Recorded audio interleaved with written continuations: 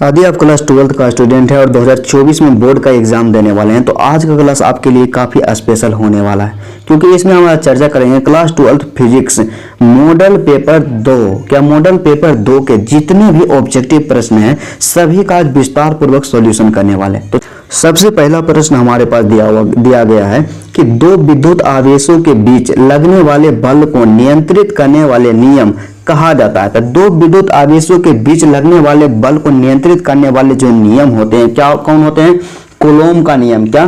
Coulomb का नियम, option number ए। उसके बाद नेक्स्ट प्रश्न हमारे पास दिया हुआ है, काफी इंपोर्टेंट है, 2 नंबर। क्या है कि एक्स किरणें होती है, तो एक्स किरणें क्या होती है? गतिमान इलेक्ट्रॉन या गतिमान धनात्मक आयन या गतिमान ऋणात्मक आयन या विद्युत चुंबकीय तरंगे। तो एक्स किरणें जो होती है क्या होती है? विद्युत चुंबकीय तरंगे होती है। क्या? विद्युत चुंबकीय तरंगे होती है। उसके बाद तीसरा प्रश्न हमारे पास है कि प्रकाश वर्ष का मान बराबर होता है। तो प्रकाश वर्ष का जो मान होता है क्या होता है? 9.46 गुने 10 के पावर 15 मीटर। उसके बाद चौथा प्रश्न हमारे पास दिया हुआ है, काफी इंपोर्टेंट है कि यदि किसी माध्यम से निर्वात में संपूर्ण आंतरिक परावर्तन के लिए क्रांतिक कोण 30 डिग्री हो तो माध्यम में प्रकाश का वेग होगा। तो माध्यम में प्रकाश का वेग होगा। तो इसका जो करेक्ट आंसर हो जाएगा क्या हो जाएगा? Option number B. क्या? ऑप्शन नंबर बी इसका करेक्ट आंसर हो जाएगा 1.5 गुने 10 के पावर 8 मीटर प्रति सेकेंड। उसके बाद अगला प्रश्न है कि लेजर क्रिया के लिए आवश्यक है। तो लेजर क्रिया के लिए क्या आवश्यक है? ऑप्शन ए उच्च ताप, ऑप्शन बी अर्धचालक, ऑप्शन बी उच्च दाब, ऑप्शन डी संख्या परिवर्तन। तो लेजर क्रिया के लिए जो आवश्यक होता है क्या होता है? संख्या परिवर्तन। क्या होता है? संख्या परिवर्तन। उसके बाद अगला प्रश्न हमारे पास है, काफी इंपोर्टेंट है कि किसी परमाणु का नाभिक बना होता है, मतलब किसी परमाणु का जो नाभिक बना होता है किससे बना होता है? तो किसी परमाणु का जो नाभिक बना होता है प्रोटॉन और न्यूट्रॉन से। किससे? प्रोटॉन और न्यूट्रॉन से। इसलिए इसका correct answer option number D. अगला प्रश्न हमारे पास है 7 नंबर कि जब किसी कुंडली में धारा 0.1 सेकेंड में 5 एम्पियर से 2 एम्पियर में परिवर्तित होती है तब 50 वोल्ट का औसत वोल्टेज उत्पन्न होता है। तो कुंडली का स्वप्रेरकत्व क्या होगा? तो इसका जो करेक्ट आंसर हो जाएगा ऑप्शन नंबर 1.67 हेनरी। उसके बाद अगला प्रश्न हमारे पास है क्या है? क्या कि परावैद्युतांक का एसआई मात्रक होता है। तो परावैद्युतांक का जो एसआई मात्रक होता है कूलॉम स्क्वायर प्रति न्यूटन मीटर स्क्वायर। उसके बाद अगला प्रश्न हमारे पास है, काफी इंपोर्टेंट है। क्या है कि जब किसी एमीटर को शंट किया जाता है तब परिपथ का कुल प्रतिरोध क्या होता है? तो जब किसी एमीटर को शंट करते हैं तो परिपथ का जो कुल प्रतिरोध होता है क्या होता है? घट जाता है। इसलिए इसका ऑप्शन बी हो गया सही। उसके बाद क्या है? किसी अर्धचालक का तापमान गुणांक का मान होता है। तो किसी अर्धचालक के तापमान गुणांक का मान क्या होता है? ऋणात्मक होता है। उसके बाद अगला प्रश्न हमारे पास दिया हुआ है, क्या है कि किसी माध्यम की अपेक्षिक परावैद्युता जिसे ई आर कहा जाता है बराबर होती है। तो किसी माध्यम की अपेक्षिक परावैद्युता ई आर बराबर होती है ई बटा एप्सिलॉन नॉट। उसके बाद है आवेश का बीमा होता है। तो आवेश का जो बीमा होता है क्या होता है? एटी होता है। उसके बाद नेक्स्ट प्रश्न हमारे पास दिया हुआ है, काफी इंपोर्टेंट है कि स्थिर विद्युत क्षेत्र होता है क्या होता है? तो स्थिर विद्युत क्षेत्र जो होता है क्या होता है? संरक्षी होता है। क्या? स्थिर विद्युत क्षेत्र संरक्षी होता है। उसके बाद नेक्स्ट प्रश्न है कि विद्युत द्विध्रुव आघूर्ण का एसआई मात्रक होता है। तो विद्युत द्विध्रुव आघूर्ण का जो एसआई मात्रक होता है कूलॉम गुने मीटर। क्या? कूलॉम गुने मीटर। उसके बाद नेक्स्ट प्रश्न हमारे पास है, क्या है कि यदि गोले पर आवेश 10 माइक्रो कूलॉम हो, मतलब किसी गोले पर आवेश 10 माइक्रो कूलॉम हो तो उसकी सतह पर विद्युतीय फ्लक्स है तो उसकी सतह पर विद्युतीय फ्लक्स क्या होगा? तो इसका जो करेक्ट आंसर हो जाएगा क्या हो जाएगा? ऑप्शन नंबर ए। क्या? ऑप्शन नंबर ए 36 पाई गुने 10 की पावर 4 न्यूटन मीटर स्क्वायर प्रति कूलॉम। उसके बाद अगला प्रश्न हमारे पास दिया हुआ है, क्या है? नेक्स्ट प्रश्न कि एक बिंदु आवेश Q से R दूरी पर विद्युत विभव का मान होता है। मतलब एक बिंदु आवेश है Q से R दूरी पर विद्युत विभव का मान क्या होगा? तो इसका जो करेक्ट आंसर हो जाएगा option number A 1/4 epsilon not गुने Q बटा R। उसके बाद अगला प्रश्न हमारे पास दिया हुआ है, काफी इंपोर्टेंट है कि 1 फैराडे बराबर होता है। तो 1 फैराडे बराबर होता है 1 कूलॉम बोल्ट इनवर्स का। 1 कूलॉम बोल्ट इनवर्स। उसके बाद अगला प्रश्न है, अगला प्रश्न काफी इंपोर्टेंट है। क्या है यह प्रश्न कई बार हमारे एग्जाम में पूछा गया कि ए तथा बी बिंदु के बीच समतुल्य धारता। इस फिगर को जब सोल्व कीजिएगा तो इसका जो करेक्ट आंसर आ जाएगा 4/3 माइक्रो फैराड। उसके बाद अगला प्रश्न हमारे पास दिया हुआ है, काफी इंपोर्टेंट प्रश्न है। 19 नंबर क्या है कि यदि 100 वोल्ट तक आवेशित करने पर एक संधारित्र की संचित ऊर्जा 1 जूल हो तो संधारित्र की धारता होगी, तो संधारित्र की धारता क्या होगी? तो इसका जो करेक्ट आंसर हो जाएगा कि संधारित्र की जो धारता होगी क्या होगी? Option number B. क्या ऑप्शन नंबर बी 2 × 10⁻⁴ फैराड। उसके बाद नेक्स्ट प्रश्न है कि विद्युत धारता का मात्रक होता है, तो विद्युत धारता का जो मात्रक होता है फैराड होता है। क्या? फैराड होता है। उसके बाद है क्या कि कार्बन प्रतिरोध के हरे रंग के कोड का मान होता है, क्या होता है? तो कार्बन प्रतिरोध में हरे रंग के कलर कोड का जो मान क्या होता है? 5 होता है। क्या? हरे रंग के कलर कोड का मान क्या होता है? 5 होता है। इसलिए प्रश्न संख्या 21 का जो करेक्ट आंसर हो जाएगा ऑप्शन नंबर सी। क्या? Option number C 5। हरा रंग के लिए कितना होता है? 5।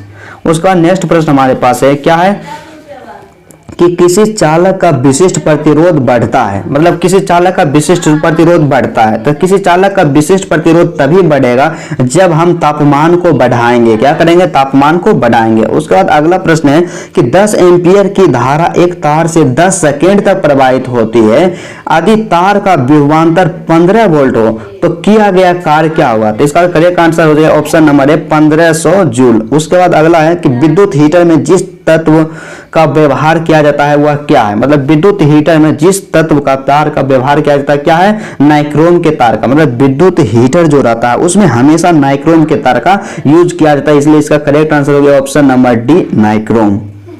उसके बाद 25 नंबर का प्रश्न है, काफी इंपोर्टेंट प्रश्न है। क्या है कि 25 वाट, क्या 25 वाट और 220 वोल्ट तथा 100 वाट और 220 वोल्ट के 2 बल्ब है। मतलब एक बल्ब इतना है और एक बल्ब जो है 25 वाट और 220 वोल्ट और दूसरा बल्ब है 100 वाट और 220 वोल्ट के 2 बल्ब है, तो प्रतिरोध ज्यादा हुआ। तो किसका प्रतिरोध ज्यादा हुआ? तो 25 वाट वाला जो बल्ब होगा उसका प्रतिरोध क्या होगा? ज्यादा होगा। उसके बाद अगला प्रश्न है कि सेल का विद्युत वाहक बल मापा जाता है। तो सेल का विद्युत वाहक जो बल मापा जाता है विभव मापी के द्वारा। उसके बाद नेक्स्ट प्रश्न काफी इंपोर्टेंट प्रश्न है और एग्जाम में इसी सबसे प्रश्न आता है क्योंकि मॉडल पेपर का क्वेश्चन है कि हीट स्टोन ब्रिज से मापा जाता है। हीट स्टोन ब्रिज से क्या मापा जाता है? ऑप्शन को देखते हैं। ऑप्शन हमारे पास दिया हुआ है, हीट स्टोन ब्रिज से मापा जाता है उच्च प्रतिरोध, निम्न प्रतिरोध, ऑप्शन सी ए और बी दोनों, ऑप्शन डी विभवांतर। तो इसका जो करेक्ट आंसर हो जाएगा option number C. Wheatstone bridge से जो मापा जाता है उच्च प्रतिरोध और निम्न प्रतिरोध दोनों के, क्योंकि हीट स्टोन ब्रिज जो है किसी अज्ञात प्रतिरोध को ज्ञात करने के लिए हीट स्टोन ब्रिज का उपयोग किया जाता है और वो अज्ञात प्रतिरोध उच्च प्रतिरोध या निम्न प्रतिरोध दोनों में से कोई भी हो सकता है। उसके बाद अगला प्रश्न है कि डायनेमो के कार्य का सिद्धांत आधारित है। तो डायनेमो जो आधारित होता है क्या किस पर होता है? विद्युत चुंबकीय तरंग प्रेरण पर। क्या?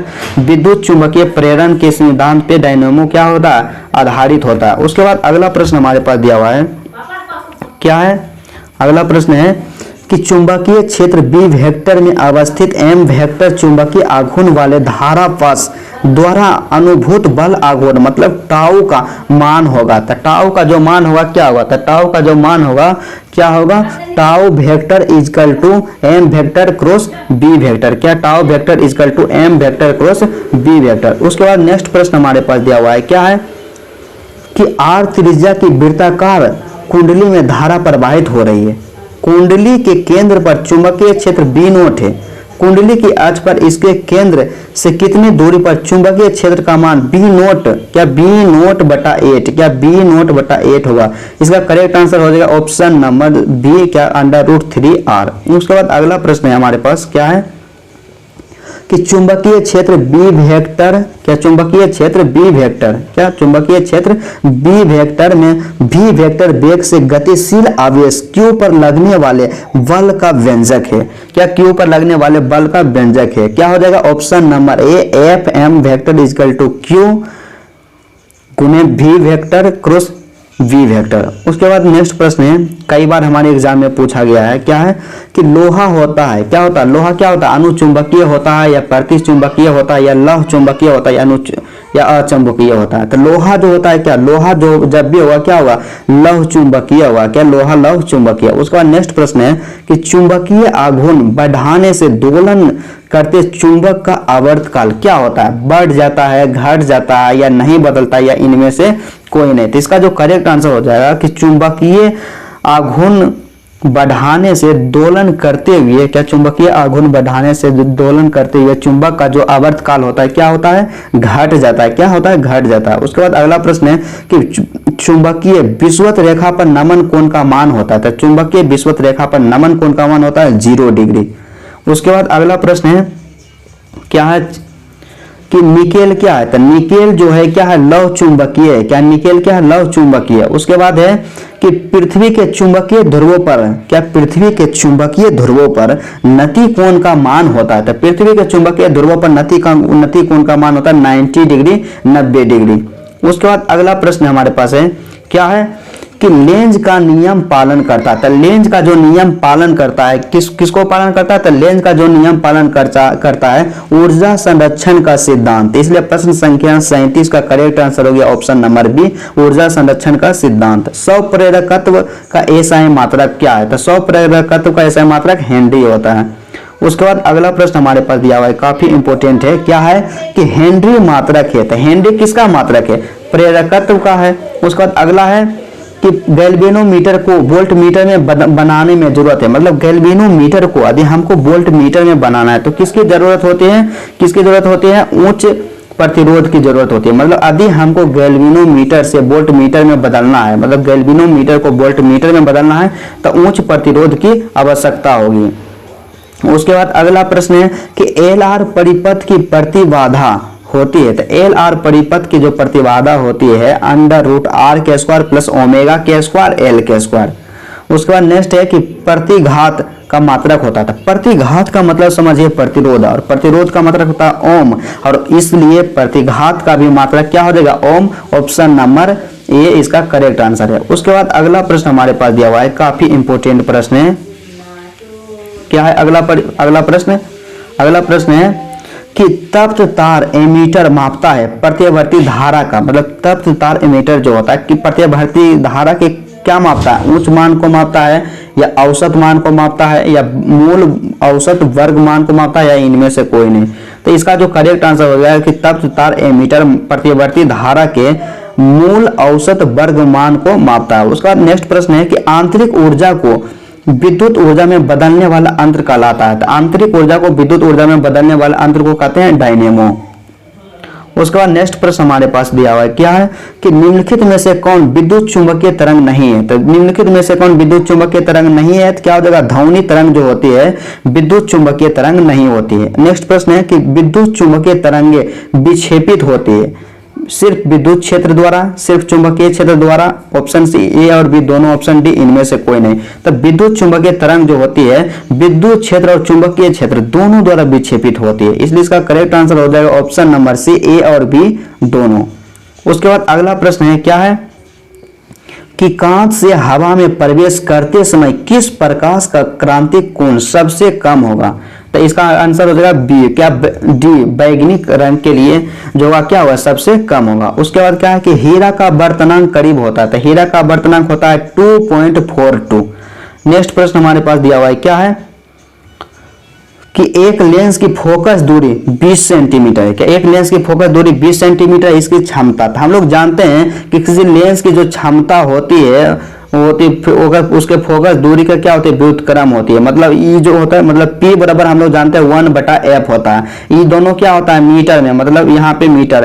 तो यहाँ पे हमारा जो सेंटीमीटर में क्या दिया हुआ है? इसका जो फोकस दूरी है क्या है? सेंटीमीटर में दिया हुआ। तो यहाँ पे क्या हो जाएगा? P बराबर हो जाएगा, इसको 1 मीटर को सेंटीमीटर में बदलेंगे तो 100 सेंटीमीटर। अब बता मैं कितना? 20 सेंटीमीटर। तो 100 को जब 20 से काटेंगे तो क्या हो जाएगा? 5 आ जाएगा। तो यहाँ पे क्या हो जाएगा? 5 डायोप्टर। इसलिए इसका करेक्ट आंसर हो जाएगा ऑप्शन नंबर डी।